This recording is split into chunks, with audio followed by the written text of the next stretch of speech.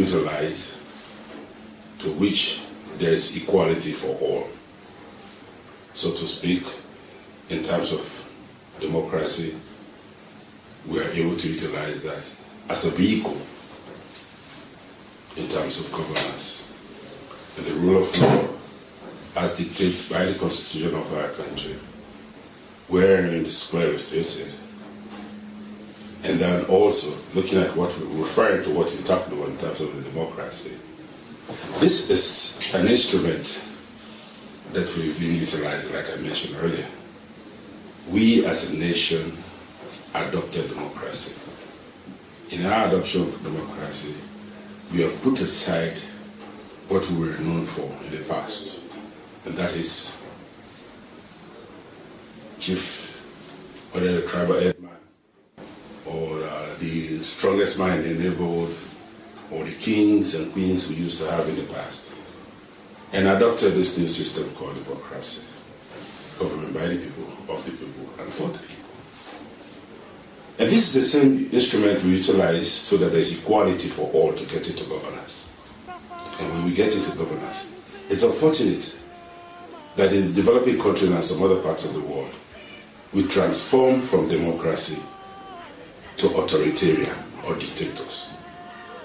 And in our process of attaining that equality, or to convince the people, the populace, the electorate, we talk about reforms.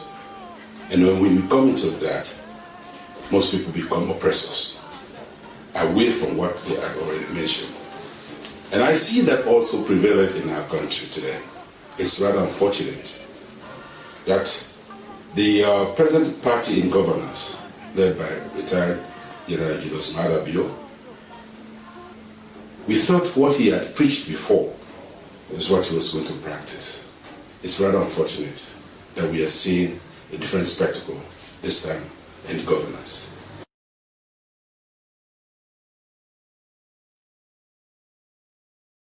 You look at what the camera for the wrong things.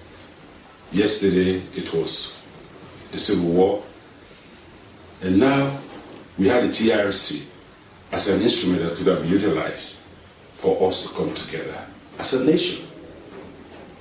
Being elected as head of state, you're not the head of state for a particular region or tribe, but the head of state for the nation. It's rather unfortunate that when you talk about the separation of power, the three arms of government, being the executive, the legislative, and the judiciary, when we see this time around, there's too much meddling from one arm of government to another. It is very distinct.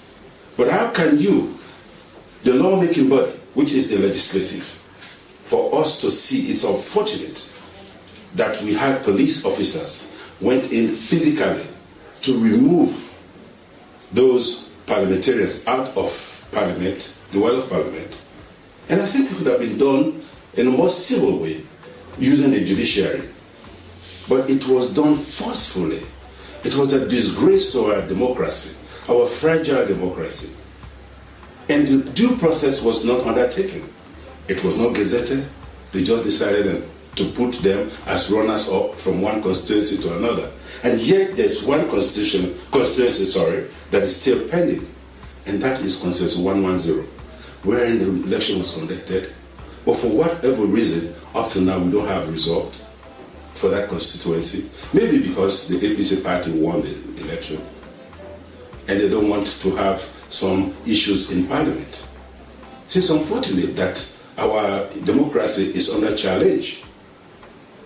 And if you look at it, as you already mentioned, on other related issues, the attack on the APC party office without no condemnation from His Excellency the President, or like we used to do before when President Nkrumah, when there were issues with another political party. In the past, I remember what happened to the SLPP office. I visited the office, and later on there was another incident, President Nkrumah went there. It's to show solidarity. It's to show that we are one people in a country of just 7+ million. Our interaction should go beyond the pettiness of partisan politics. Our interactions should go beyond the pettiness of regionalism or tribalism. We should look at patriotism as a way, as an instrument, as a vehicle to transform our country. We have all that it takes, but we need the right leadership to transform our country.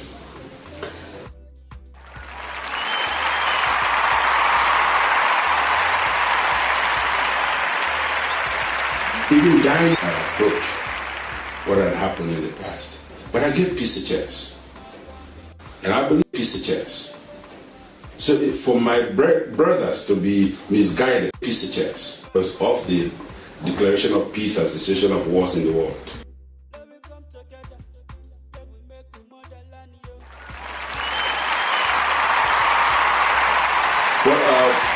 Glory to Allah that today I serve as a global ambassador, peace global ambassador.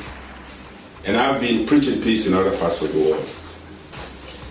As a member of the 25-member advisory members of the Declaration of Peace as the cessation of wars in the world, and other organizations which I serve, as the philanthropist of the year 2018 for West Africa, and other laurels that I received because of my approach, what had happened in the past. But I give peace a chance. So for my brothers to be misguided, or the leadership not to have respected my office before, or my status, to have inflicted such mayhem on me, it was not me, it was the nation. And this is a bad example. And I believe in my own doctrine, my upbringing, is to give peace a chance. We can only build this country when we give peace a chance. Peace is the foundation for development. And I give credit to Amat Jankaba. He fought very hard to bring peace into Sierra Leone, even dining with the devil at the time, to which he created the foundation that when we came into office, the leadership of President Ernest Bai Koroma, we were able to develop the country. But today, we're now 2 steps backward from where we are. And I see it very clear that no matter what happened to me in Port Loko, with whatever was mentioned by the police, and also that happened to me in Kono, I was supposed to provide leadership and to show my patriotism, because I don't want Sierra Leone to be known for the wrong things any further. So that's your view, pretty much exemplary on the side? Well, so to speak, but that's my upbringing, and that's what leadership requires.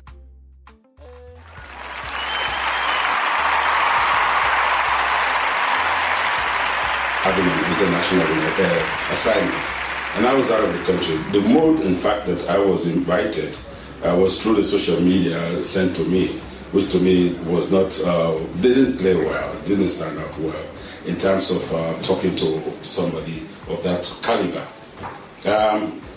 Not looking at exactly what they were doing or what they wanted. The idea was good, peace. But I had written to the Interreligious Council before that, asking them to intervene, to bring us together as stakeholders. Because you cannot, like I mentioned, you cannot be a player and a referee at the same time.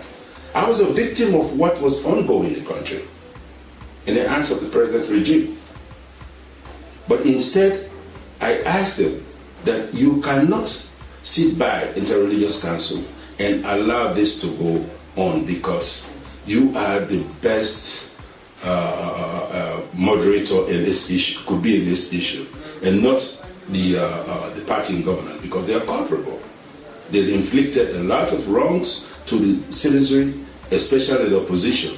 So they were the wrong guys or the wrong team to have called for such a meeting. Well, to start with, the issue of corruption, I frown at corruption. But it's very clear that in training them, you cannot treat your own people like that. Being a head of state is for everyone. That, be assured of that, be assured of that. Well, we have President Koroma, the diversity or inclusivity in government. It's me or somebody else as standard bearer to assume office in 2023. We are going to unify Sierra Leone, not divide Sierra Leone.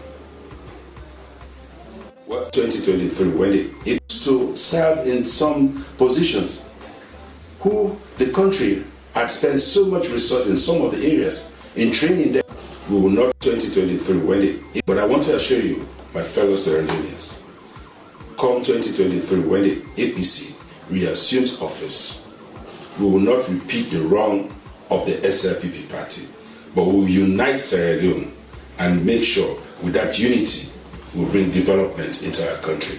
Be assured of that. Be assured of that. Be assured of that. Well, we have President Nkrumah, my boss. I learned a lot from him. There's no perfection in humanity. Don't get that wrong. But I learned a lot from him. And what I learned from him, kind-hearted, forgiving, remorseful. So, even if it's me or somebody else, a standard bearer, to assume office in 2023, we are going to unify Sierra Leone, not divide Sierra Leone. Well, to start with, I am back in APC, not as a new member. I am continuing from where I left off. Let's get the record straight. And to your question, I have to be very clear with you. That's a very close one, I'll be honest with you. Because looking at all of the analysis, I don't see nothing. I did. When I came back, I called him to discuss that issue. He never answered my call. Do you have much to do with the current president? Well, the current president, it's so ridiculous that in the beginning, when we had accepted the result, I called him and congratulated him, and I promised that I would work with him for the development of the nation. Not with him, but for the sake of Sierra Leone. In doing that and pursuing that, I had opportunities wherein I communicated with him. I was out of the country at the time, to build 10 hospitals, BOT, for 25 years. All was required was to provide land. I spoke with him, and he said I should send the letter directly to him, which I did. When I came back, I called him to discuss that issue. He never answered my call, only because I had visited President Nkrumah, and I believe I should give peace a chance. And moreover, what happened again, I called him on issues. In fact, when that issue took place in Parliament, I called him. He told me he was not aware. When there was an attack on some people in my homeland, Kono, because of the cheerleading in the market, which the vice president went that low to get involved in, he said he was not aware. When they attacked me, it was on the radio, he said he was not aware. When I was attacked in Kono again, he said he was not aware. And even today as I speak to you, because of rumors that I'm hearing towards the former president, I called him. He did not answer my call. I sent him a message that we have something to discuss which we share together, and that is Sierra Leone, the peace of Sierra Leone. He did not answer my call. So that tells you and gives you an answer, that he will tell you that he's not aware. You cannot be a snob to your own citizenry. Well, there are no permanent enemies in politics. You should know that. And I built C4C based on the advice of my people and my own supporters. And before ever I took the decision to go back to the APC, I went back to Kono and I spoke to stakeholders of the party, and they gave me the nod to go ahead. So I have gone to prepare a place for them in the APC. There are so many rooms there, and I shall invite them to come over. I give glory to Allah for